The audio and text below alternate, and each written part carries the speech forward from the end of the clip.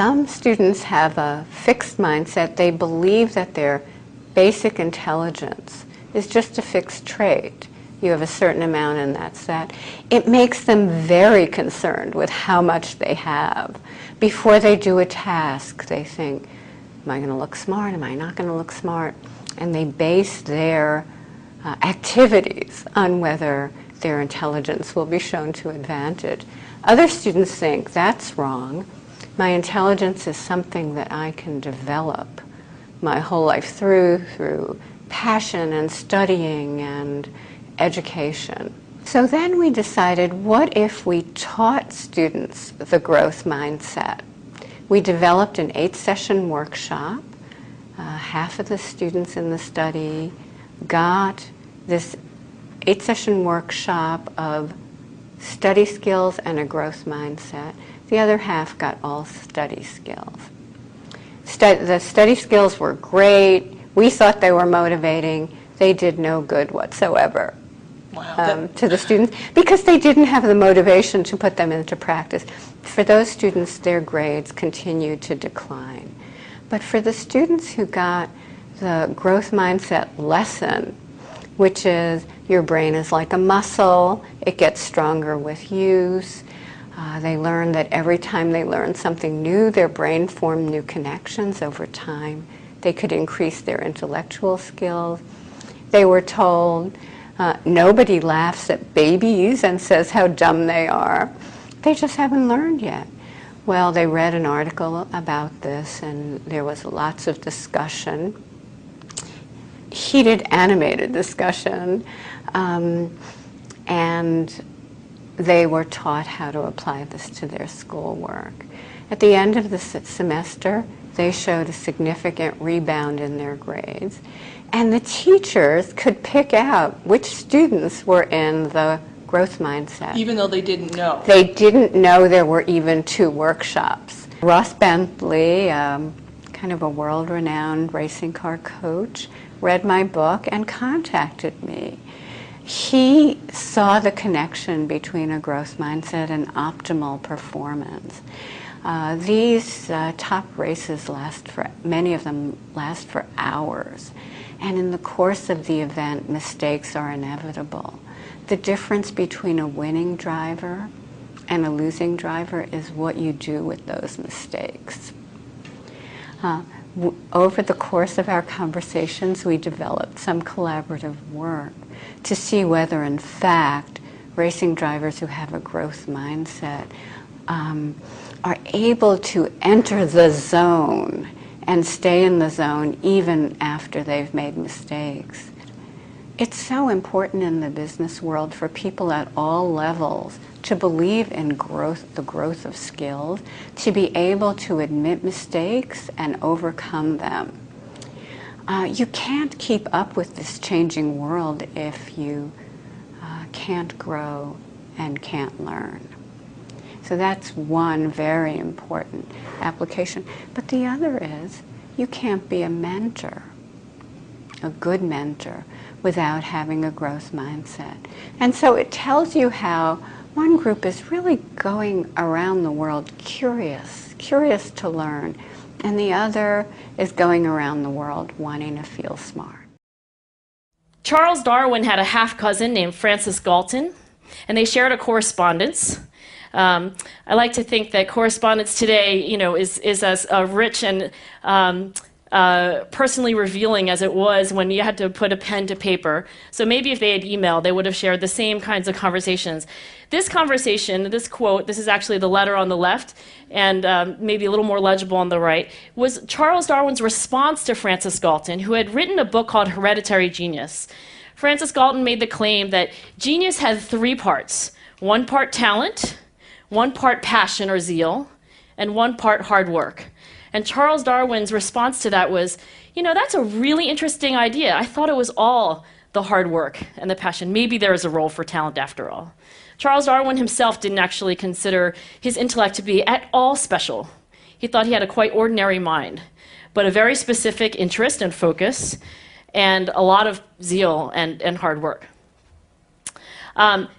Moving up a little closer to where we are in time, There was a graduate student at Stanford named Catherine Cox. She was a graduate student of a professor there named Louis Terman. He gave us possibly the most widely used intelligence test today, the Stanford Binet IQ test. So she was doing her graduate work in a lab where everybody studied intelligence and how to measure it, and was it possible to measure it very early in life, and could we predict genius, and so forth. And Catherine took a very different take on her own research. She wanted to know what are these other qualities that make for genius, that make for realized genius, people who are actually going to do something in the world. So she read the biographies of 300 well-known geniuses, and she isolated a few qualities which really distinguish the geniuses who made a mark on the world. One of them was the tendency not to abandon tasks for mere changeability, in her words. In other words, not being a dilettante, not being a flake, not being me from the age of 22 to 32, right? Sort of, from one award to another, from one career to another, never actually setting sights on a port that I was going to consistently work towards, right? And I think we know many, many extremely bright people who don't have the capacity to stay on task towards one goal and keep switching from one to the other. I teach at Penn. I see hundreds and thousands of kids pass through Penn's Ivy League portals, and they have this conception that essentially when they go off into the world, it will be an okay and good strategy to go to law school. And if I don't like law, I filled my pre-med requirements, so I could always go back and do medical school. And if I don't like that, there's always management consulting, the fallback of any Ivy League graduate, right? And what I want to tell them is that, history and psychology tell us that changing around a lot is actually not a good way to get anywhere.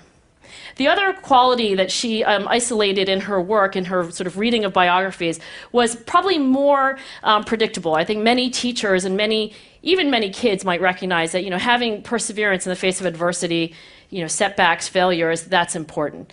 And it's the combination of those things that I call grit. So it's this stamina quality, not just being passionate, but sustaining that passion for a long time. And these are items that I give in a questionnaire when I try to measure this quality in studies. Then the perseverance part as well, right? Setbacks don't disappoint me. I finish whatever I begin. I'm determined. See, what we're finding is it's not necessarily the reality that shapes us, but the lens through which your brain views the world that shapes your reality. And if we can change the lens, not only can we change your happiness, we can change every single educational and business outcome at the same time. When I applied to Harvard, I applied on a dare. I didn't expect to get in, and my family had no money for college. When I got a military scholarship 2 weeks later that allowed me to go, suddenly something that wasn't even a possibility became a reality. When I went there, I assumed everyone else would see it as a privilege as well, that they'd be excited to be there. Even if you're in a classroom full of people smarter than you, you'd be happy just to be in that classroom, which is what I felt. But what I found there is while some people experienced that, when I graduated after my 4 years and then spent the next 8 years living in the dorms with the students, Harvard asked me to. Wasn't that guy. But what happened, I was an officer of Harvard to counsel students through the difficult 4 years, and what I found in my research and my teaching is that these students, no matter how happy they were with their original success of getting into the school, 2 weeks later their brains were focused not on the privilege of being there, nor on their philosophy or their physics. Their brain was focused on the competition, the workload, the hassles, the stresses, the complaints. When I first went in there, I walked into the freshman dining hall, which is where my friends from Waco, Texas, which is where I grew up, I know some of you have heard of it. When they come to visit me, they look around, they say, this freshman dining hall looks like something out of Hogwarts from the movie Harry Potter, which it does. This is Hogwarts from the movie Harry Potter, and that's Harvard. And when they see this, they say, Sean, why do you waste your time studying happiness at Harvard? Seriously, what does a Harvard student possibly have to be unhappy about? Embedded within that question is the key to understanding the science of happiness. Because what that question assumes is that our external world is predictive of our happiness levels. When in reality, if I know everything about your external world, I can only predict 10% of your long-term happiness. 90% of your long-term happiness is predicted not by the external world, but by the way your brain processes the world. And if we change it, if we change our formula for happiness and success, what we can do is change the way that we can then affect reality. What we found is that only 25% of job successes are predicted by IQ. 75% of job successes are predicted by your optimism levels, your social support, and your ability to see stress as a challenge instead of as a threat. I talked to a boarding school up in New England, probably the most prestigious boarding school, and they said, we already know that. So every year, instead of just teaching our students, we also have a wellness week, and we're so excited. Monday night, we have the world's leading expert coming in to speak about adolescent depression. Tuesday night is school violence and bullying. Wednesday night Wednesday night's eating disorders, Thursday night is illicit drug use, and Friday night we're trying to decide between risky sex or happiness. I said that's most people's Friday nights.